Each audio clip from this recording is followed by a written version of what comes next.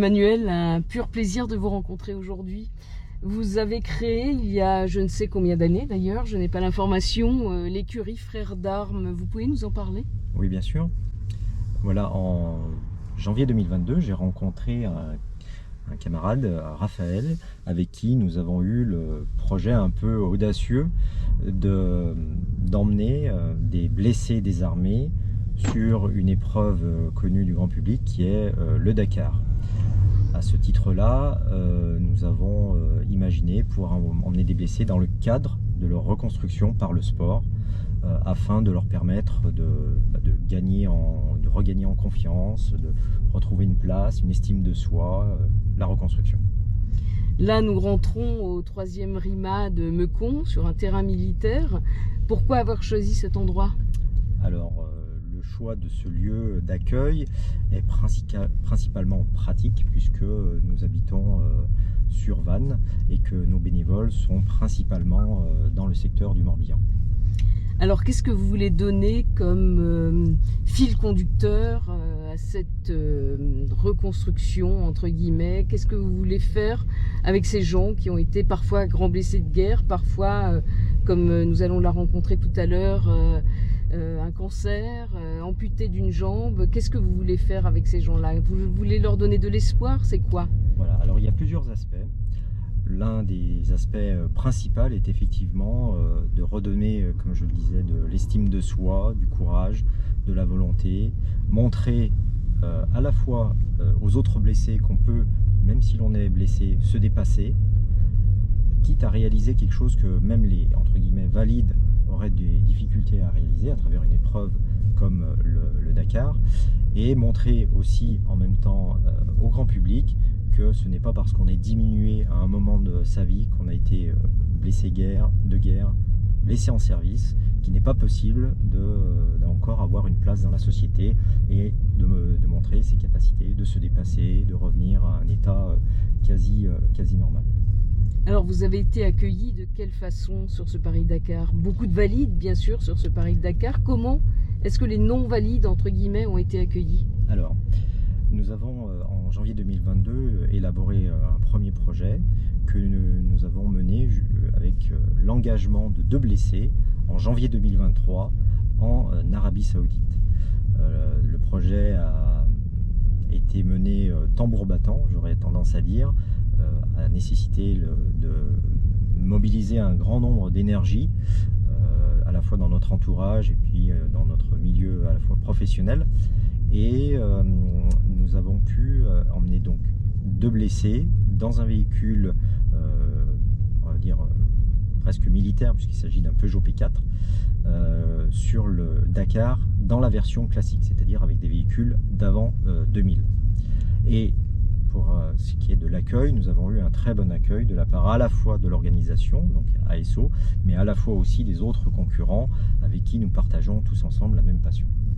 Alors, vous êtes militaire de carrière. Est-ce que vous pensez que vous auriez eu les mêmes envies si vous n'aviez pas été militaire, si vous aviez été un civil? Alors, c'est un petit peu difficile à dire parce que j'ai toujours, aussi loin que je ne m'en souvienne, eu l'ambition d'être militaire. Mais je ne sais pas. En tout cas, ce que peut-être je retiens, c'est l'envie d'aider son prochain, celui qui est dans la difficulté, notamment la difficulté psychologique ou physique, voire les deux. Alors, je crois qu'en semaine, vous travaillez à Paris. Oui. Vous dédiez vos week-ends à cette écurie. Oui. C'est une passion? Oui, effectivement. Cela fait maintenant de nombreuses années avec mon épouse que nous partageons cette passion de la compétition automobile tout-terrain. Et c'est justement dans ce cadre-là que est venu ce projet. J'avais l'envie d'associer cette passion où j'avais quelques affinités, quelques facilités, avec un projet justement à destination de ceux qui en avaient le plus besoin, selon moi, pour donner du sens à l'action. Alors vous-même, est-ce que vous participez à ces courses? Alors, en 2023, j'ai eu l'opportunité de pouvoir partir avec mon épouse en assistance de nos 2 camarades blessés, ce qui m'a donné l'occasion de participer une première fois. Cependant, ce n'est pas l'objectif. L'objectif est bien d'engager des blessés. C'est pour ça qu'en 2025, nous engagerons non pas 2 blessés, mais 5 blessés, et que je céderai bien volontiers ma place à un de ces blessés pour être sur l'aventure. Alors comment est-ce que vous les recrutez, entre guillemets? Est-ce que ce sont des gens qui sont volontaires? Est-ce que ce sont des gens qui ont envie d'apporter un message? Comment est-ce que vous les recrutez? Alors le principe est déjà effectivement le volontariat. Il est nécessaire que la personne soit disposée à faire des efforts conséquents parce que comme vous le savez, c'est une épreuve qui est longue, elle dure 14 jours de compétition dans le désert, dans des conditions souvent rustiques, proche de ce qu'on pourrait retrouver parfois en opération. Il est donc évident que la personne doit être parfaitement consciente au moment de son engagement des difficultés qu'il pourra rencontrer au fur et à mesure. Il faut être aussi volontaire parce que ce projet n'est pas simplement une course de 14 jours, c'est aussi un engagement d'au moins 1 an et demi.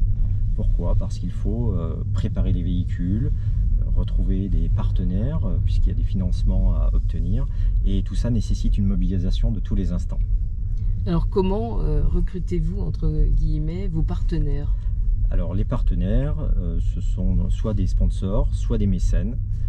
Le sponsoring permet d'avoir un affichage sur nos 2 véhicules de course. Pour le mécénat, l'argent est reversé à une association qui est d'utilité publique et qui permet la défiscalisation. Est-ce que vous êtes en lien avec l'hôpital de Garches, où il y a énormément de blessés de guerre? Alors, nous ne sommes pas directement en lien avec les hôpitaux militaires où il se trouve qu'il y a des blessés de guerre. Nous sommes en revanche en lien avec les maisons Athos, notamment avec la maison Athos de Pluneret, où l'on retrouve des blessés de guerre, des blessés en service, qui sont en bout de parcours de reconstruction. Parce que notre projet, pour qu'il soit réalisable, il faut que le blessé arrive plutôt en fin de parcours. Le parcours d'un blessé est peut être relativement long, qu'il soit médical ou psychologique, et donc nous arrivons plutôt en fin de projet, fin de parcours, avec un projet relativement ambitieux. Alors là, c'est un peu émouvant, nous arrivons à votre écurie. Oui. Il y a une jeune femme qui nous accueille, vous pouvez nous en parler un petit peu? Oui, Séverine, tout à fait. Séverine a eu, il y a quelques années maintenant, un cancer des os au niveau du genou et a fait le choix de se faire amputer pour pouvoir survivre, afin que le cancer ne l'emporte pas. Voilà. Et elle a décidé de rejoindre l'aventure pour montrer que même malade, même affaibli, on est capable encore d'aller très loin. Alors quelles sont souvent les pathologies que vous retrouvez? Est-ce qu'il y a des gens qui sont partis dans des pays en conflit, ou est-ce qu'au contraire ce sont des gens qui ont été blessés lors d'entraînements militaires ou autres? Eh bien ce sont les deux. Effectivement, nous avons eu à lors de notre première édition quelqu'un qui avait eu un accident de moto en service et un autre qui avait sauté sur une mine dans le désert. Séverine, un pur bonheur de vous rencontrer aujourd'hui. Vous faites partie de l'écurie Frères d'Armes. Vous êtes militaire à Bru dans le 35. Vous avez une particularité, Séverine, vous avez été atteinte d'un cancer des os et vous êtes donc amputée. Vous participez, en tous les cas, vous commencez les entraînements pour le Paris-Dakar. Vous pouvez nous en parler? Oui, donc moi j'ai rencontré l'écurie Frères d'Armes au Forum Entreprise Défense en 2023, septembre 2023. Donc ils cherchaient des féminines blessées désarmées, dont je fais partie. Et le projet m'a parlé parce que c'est pour la cause des blessés, c'est emmener les blessés sur le Dakar Classique 2025 en Arabie Saoudite en tant que navigatrice dans un camion de course. Alors, qu'est-ce qui vous inspire là-dedans? Ça vous donne quoi? Qu'est-ce que vous voulez faire passer comme message en même temps? Moi, le message que j'aimerais passer, c'est déjà l'exemplarité. C'est pas parce qu'on est blessé qu'on peut pas faire comme tout le monde. Être exemplaire et puis donner aussi l'espoir aux autres blessés qui vont nous regarder qu'en fait c'est possible, que la vie elle peut reprendre, qu'on peut reprendre quelque chose de normal comme tout le monde, voire d'extraordinaire, parce que cette course-là c'est quand même une course extraordinaire, et qu'en fait c'est l'espoir que la vie elle continue, qu'on on fait comme tout le monde, on est comme tout le monde et on peut faire tout plein de choses, même avec un handicap. Séverine, vous pouvez nous présenter le châssis du P4 sur lequel vous êtes installée ? Oui, donc en fait c'est la P4 qu'on voit sur la photo, la P4 rouge donc de pompier, qui a été donc complètement démontée à l'issue du premier Dakar classique de 2023. Et donc tout a été démonté depuis décembre 2023 à peu près. Et donc on a refait reprendre le châssis et on a fait la peinture au 2e régiment du matériel qui nous a aidé en support. Et là on est en cours de remontage du véhicule pour le préparer pour le Dakar Classique 2025. C'est sur ce véhicule que vous allez rouler ? Alors non, ce ne sera malheureusement pas moi sur ce véhicule, ce sera Ludo et Franck, nos 2 blessés de l'armée de l'air. Et moi, je serai sur un camion de course qui est un Renault Kerax. Et qu'est-ce que vous allez faire exactement ? Ça va être quoi votre rôle ? Alors moi, dans le camion, dans l'équipage du camion, avec Sandra et Aurore, je serai une des 2 navigatrices qui vont aider Sandra donc sur la partie pilotage du camion dans le désert. Et pour la partie assistance mécanique s'il y a besoin, donc voilà. Le Dakar Classique pour moi c'est aussi de se confronter, de faire un challenge envers moi parce que voilà, ça fait 6 ans, j'ai besoin d'un minimum de confort, d'anticipation et en fait me lancer dans cette aventure c'est aussi de me challenger et de se mettre dans une zone d'inconfort pour vraiment essayer de retrouver plus de confiance en moi, de prouver que je peux aussi le faire, de me prouver à moi-même qu'on peut y arriver et de prouver aux autres qu'on peut avancer, qu'on peut y arriver. Est-ce que vous allez faire un carnet de voyage pendant cette aventure sur le Dakar Classique ? Qu'est-ce que vous voulez laisser comme empreinte ? Alors moi j'aimerais bien donc vraiment prendre des photos, des vidéos tous les jours, etc. pour raconter l'expérience. Alors des bons, des mauvais moments parce que forcément il y en aura comme toujours, comme en mission, parce que ça se rapproche vraiment d'une mission opérationnelle. Derrière, en fait, c'est de pouvoir échanger donc quasiment tous les jours avec Emmanuel qui restera en France pour que lui il diffuse sur les réseaux sociaux pour partager avec nos partenaires l'aventure. Quand vous regardez dans le rétroviseur, Séverine, il y a 6 ans et maintenant ? Il y a 6 ans, j'aurais jamais pensé pouvoir faire ça. Il y a 6 ans, c'était même pas du tout envisageable. Là, c'est une opportunité qui s'est présentée et en fait, si je l'avais pas prise, j'aurais énormément regretté. Sandra, bonjour. Bonjour. Un pur bonheur, Sandra, de vous revoir aujourd'hui. Vous appartenez à l'écurie Frères d'Armes. Oui. Pourquoi ? Alors, pour différentes raisons. J'ai été militaire et mon mari est militaire. Nous avons perdu des camarades sur différents théâtres et exercices à l'extérieur et d'autres ont été blessés. Ce qui fait que, étant donné que moi ça fait 13 ans que je fais la compétition en rallye raid, Emmanuel a monté avec Raphaël écurie Frères d'Armes pour justement les aider dans leur parcours de reconstruction à travers le sport. Alors là, vous allez courir en 2025 Oui. Pour le Paris-Dakar, enfin qui ne s'appelle plus d'ailleurs le Paris-Dakar, Oui. mais le Dakar. Oui. Qu'est-ce que vous allez faire exactement ? Alors, pour ma part, je serai pilote dans le camion d'assistance rapide du P4. Alors le P4, c'est Oui. quoi le P4 ? Alors c'est un Peugeot P4. Donc c'est un véhicule tactique militaire de l'armée. Nous on a la version gamme civile. Donc il a un turbo et un intercooleur et c'est une boîte 5 vitesses. Vous avez des connaissances en tout terrain, en GPS, enfin pour les reconnaissances de terrain, pour savoir faire un point sur une carte. Vous avez des connaissances pour faire ça ?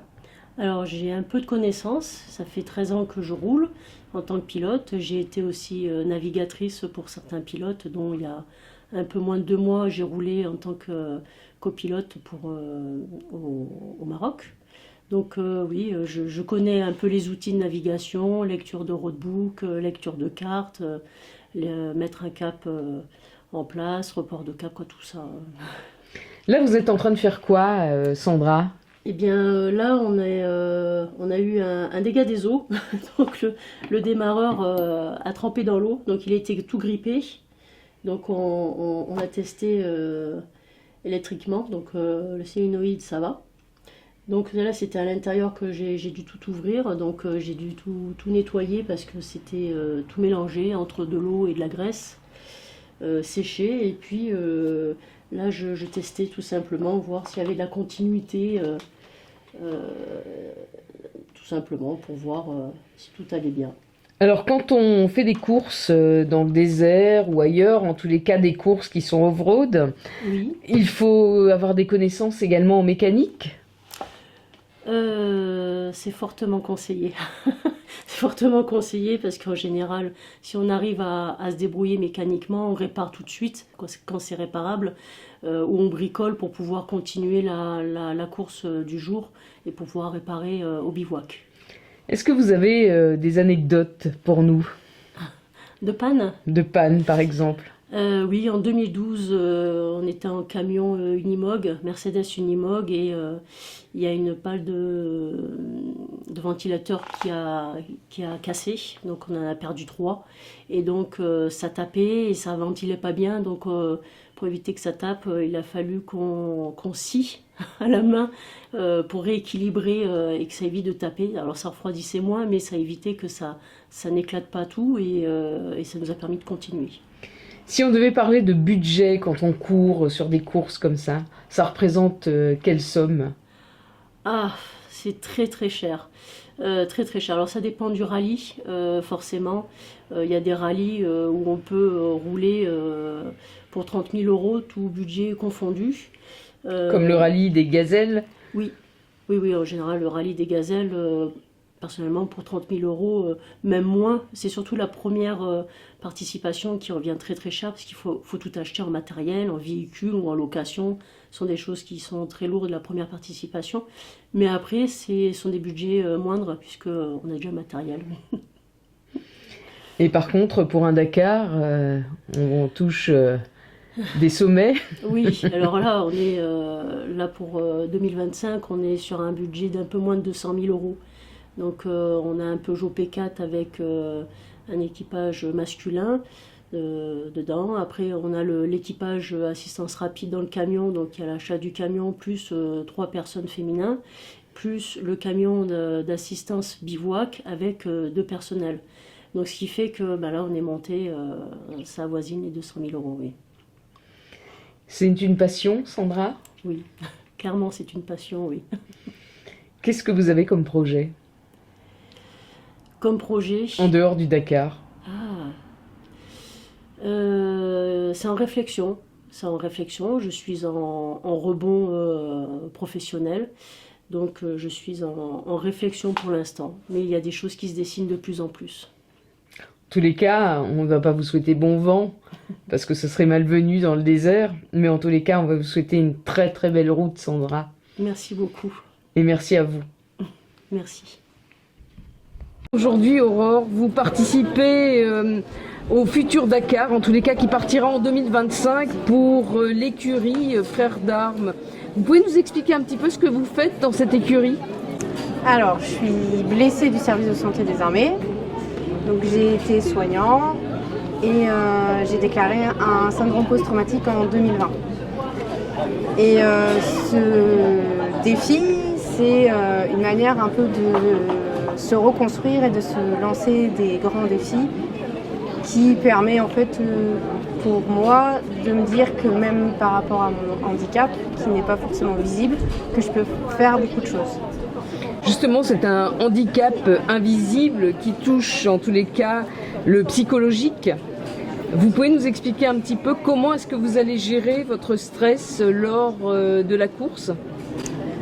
Au fil de mon parcours, j'ai réussi avec l'aide de ma psychologue à mettre des choses en place pour gérer le stress, que ce soit à l'environnement, quand il y a les crises qui commencent à monter, de savoir comment les gérer, comment identifier ce qui pourrait nous gêner au quotidien, que ce soit au quotidien ou dans les défis qu'on peut se lancer.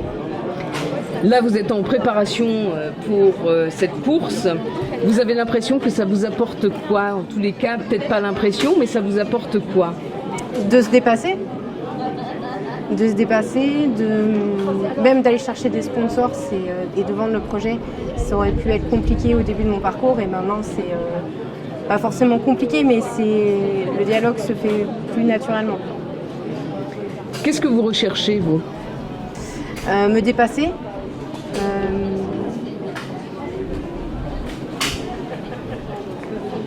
Est-ce que vous avez l'impression d'être différente depuis que vous avez intégré l'écurie Frères d'Armes? On peut couper.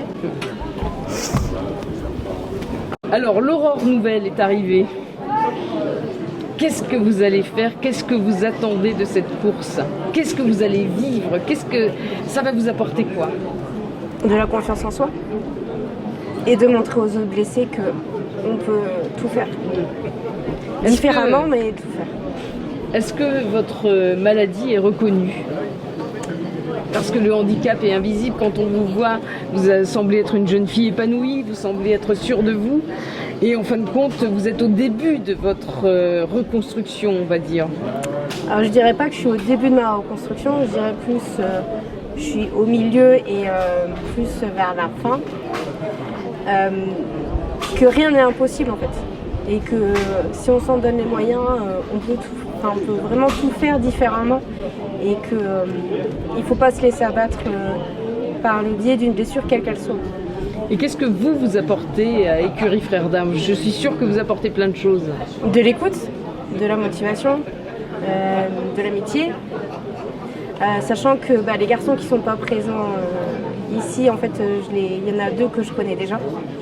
Et on se soutient déjà, hors dehors d'ici, et on s'est connus avant. Et on sait que quand il y a, suivant les signes qu'on présente, on sait très bien quand ça va pas, et on sait très bien les mots justes qui nous fait rebondir et remonter la pente. Qu'est-ce que vous avez envie d'ajouter? Que même si je suis une femme, même si je suis militaire, que rien n'est impossible en fait. Même si je suis une femme, mais heureusement qu'il y a des femmes. Comment peut-on dire même si je suis une femme? Heureusement. Et que même si je suis personnel soignant, en fait, les personnels soignants ne sont pas infaillibles. Et il ne faut pas avoir de honte à s'écrouler et rebondir. On n'est pas né pour vivre l'horreur. Non. On n'est pas né pour vivre ce que vous avez vécu. Exactement. Quand on le vit, eh bien, c'est une force aussi de se reconstruire. Et la blessure peut être une force. Et si vous n'aviez pas été blessé, vous n'auriez même pas été là. Écurie Frères d'Armes, pour vous, ça n'aurait jamais existé. Ça aurait existé différemment. Parce que j'ai beaucoup croisé de blessés et beaucoup accompagné de blessés, comme en tant que personnel soignant quand j'étais à l'hôpital. En tous les cas, moi je suis fière de vous. Vraiment. Et je sais que vous allez donner, mais alors, waouh! Et quand je vois tous ces partenaires là derrière vous, je me dis qu'ils ont eu raison de s'investir parce que vous êtes des gens bien. Merci à vous. Merci beaucoup. Sandra, un immense plaisir de te retrouver aujourd'hui. Tu es un petit peu le moteur, et c'est un pléonasme de dire que tu es le moteur de l'écurie Frères d'Armes puisque tu es mécanicienne. Oui. Tu peux nous expliquer un peu ce que tu fais? Bien tout simplement, j'essaye de coordonner les travaux sur le P4 pour pouvoir avancer, puisque c'est moi qui ai le plus de connaissances en mécanique. Voilà, et puis en même temps, je suis allée travailler sur le camion de course qui se situe à Pau en ce moment, où j'ai travaillé avec l'équipe du team. Qu'est-ce que ça t'apporte, Sandra, de faire ça? Là, en termes de mécanique, c'est... Non. Non. Personnellement, qu'est-ce que ça t'apporte?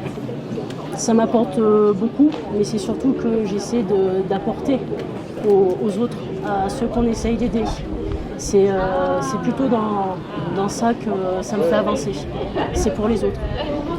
Alors, les copilotes sont souvent des blessés de guerre. Toujours d'ailleurs, je crois, des blessés. Oui, ça sera la 2e édition avec les blessés. Voilà. Oui. Est-ce que tu es blessée toi aussi, Sandra? Alors, j'ai été blessée, pas à l'armée, mais j'ai été blessée dans la vie, oui.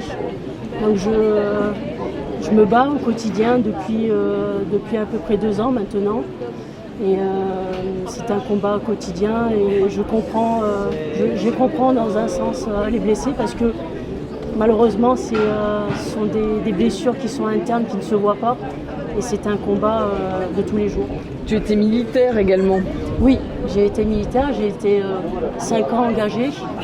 Donc là, je ne suis pas partie en opération, mais j'ai perdu pas mal de copains qui ne sont pas revenus malheureusement, ou qui sont revenus blessés. Alors, dans le côté charmant, les sponsors affluent. Oui, les sponsors sont là. Oui, c'est vrai. L'aventure, eh bien, on commence à la toucher. Oui, tout à fait. Oui. Jusque-là, je me disais, on ne va pas y arriver à partir en 2025. Et puis là, je touche du doigt que si, on approche à clôturer le budget. Et là, je me dis, il faut qu'on avance un peu plus vite ce coup-ci, parce que je ne me projetais pas pour 2025. Oui, parce que la carcasse du P4 est là, on la filmera tout à l'heure, elle est toujours là. Et si, il y a une différence. Il y a 3 semaines, il n'y avait pas de roue. Oui, tout à fait, oui. Et là, on attend, on cherchait désespérément une boîte de vitesse qu'on a trouvée. Donc on va la récupérer le week-end prochain. On va la réviser et puis on va la remonter sur le moteur directement pour remonter tout l'ensemble d'un coup avant qu'il y ait la caisse, pour que ce soit plus accessible. Gilles, bonjour. Bonjour. Un immense bonheur de vous rencontrer dans cette écurie Frères d'Armes, cher Gilles. Vous faites partie des blessés de l'armée. C'est dans ce cadre-là d'ailleurs que l'on se rencontre aujourd'hui. Vous préparez le Dakar. Oui, Dakar classique, oui. Quel va être votre rôle? Mon rôle, c'est d'être de l'assistance. En fait, je vais faire de bivouac en bivouac et puis avec un blessé, Christophe, on fera de la mécanique quand ils arriveront d'étape en étape. Donc on fera les entretiens des véhicules courant de la nuit. Alors, vous êtes dans un superbe camion là. C'est quoi? C'est une P4, Peugeot P4 de l'armée. Celle-ci est un peu modifiée parce qu'il y a un turbo et c'est une boîte 5. Que les P4 d'origine militaire, c'est des véhicules sans turbo à boîte de vitesse 4. Pardon. Alors il faut qu'il soit remonté pour quand?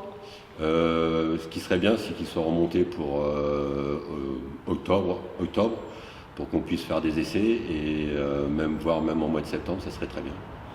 Qu'est-ce que ça vous apporte personnellement de faire partie de cette écurie, Gilles?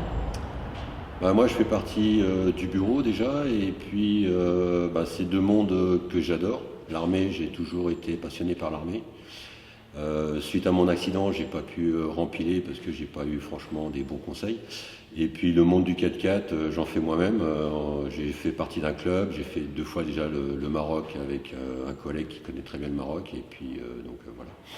Juste une parenthèse, vous pouvez vous mettre les mains sur le volant? Voilà, super, on y est. Est-ce que vous avez l'impression que ça remplit votre vie? Ça prend une grande place dans ma vie, oui, parce que c'est 2 passions qui me tiennent à cœur, donc oui. Vous aimez aider les autres? Oui. C'est pour ça que vous le faites? Oui, aussi, oui.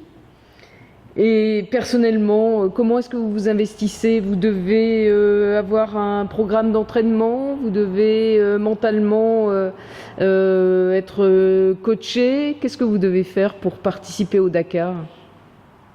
Déjà, c'est la volonté de le faire, et puis avoir envie de le faire surtout.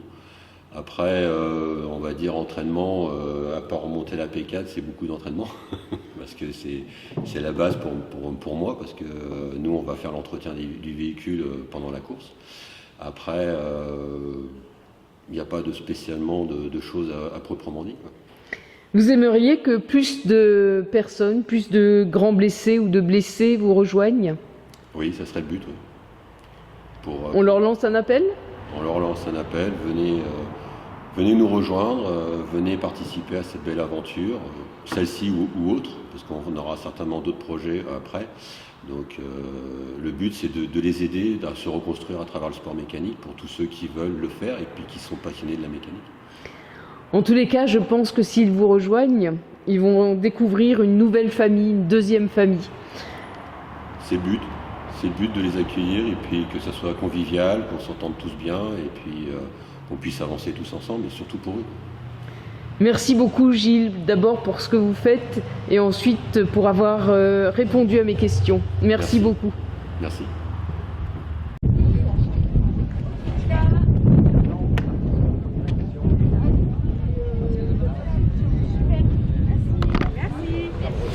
Attention. Ah oui. Il y a du vent, hein.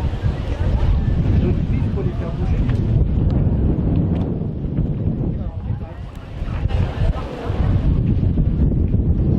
On y est, on a l'impression d'être à Dakar. Vous avez gagné la course, vous êtes merveilleux, mais le camion n'est pas terminé. Alors qu'est-ce qu'on va faire? Quels sont les projets? Qu'est-ce que vous allez faire là très vite? C'est quoi le planning? Le planning, il est relativement simple. Nous avons accumulé un certain nombre de pièces détachées que nous allons remonter sur le véhicule. Et l'objectif, c'est qu'à la fin de l'été, le P4 soit entièrement remonté. Donc la caisse sur le châssis avec le moteur, la boîte de vitesse et tout le reste.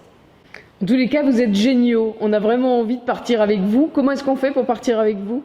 Eh bien, le plus simple, c'est de nous suivre sur les réseaux sociaux en tapant Écurie Frères d'Armes tout attaché. Ça vous permettra de suivre à la fois notre actualité et aussi savoir ce qui se passe lorsqu'on sera sur la ligne de départ et surtout sur la ligne d'arrivée. Eh ben, merci beaucoup. Merci. À bientôt. Au revoir. Au revoir.